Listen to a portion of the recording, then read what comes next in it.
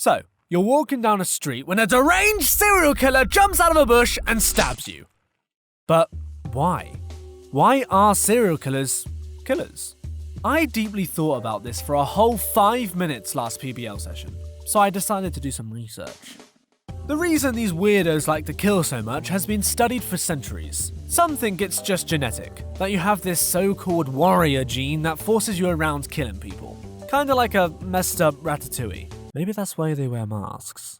However, others believe that childhood trauma and social programming pushes these outcasts to commit such horrific acts. Kinda like kids on Britain's Got Talent, but with a more believable sub-story. What do you think I'm going to say to you?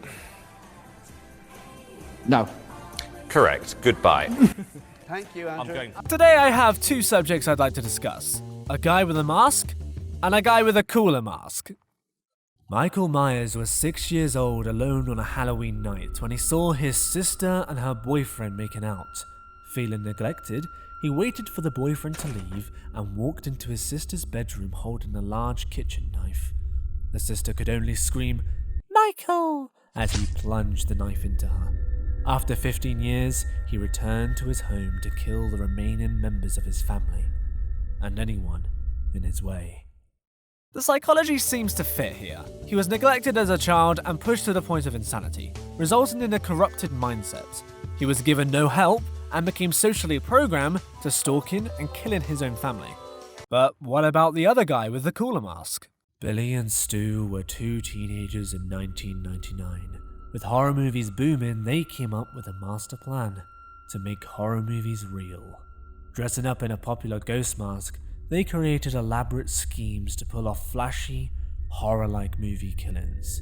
Subsequently, copycats relived the same thing across the sequels, making horror movies real.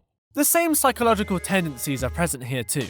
The boys were socially programmed by media to think that killing innocent people as a spooky serial killer was something they could actually do. Now, while social programming was present for each of the cases, what about the gene? Is it possible that the only reason they went so far is because of this so-called warrior gene? The so-called warrior gene comprises particular variations of the X chromosome gene that produces oxymorny, but blah blah blah blah blah, okay, the gene's bad, okay, gene bad. But what I found interesting is that childhood abuse and trauma were connected to the gene. That most subjects with the warrior gene also had this history. This could mean it's possible that the gene is caused by social programming, resulting in a brutal murderer that doesn't actually have the cognitive ability to see what they're doing is wrong anymore.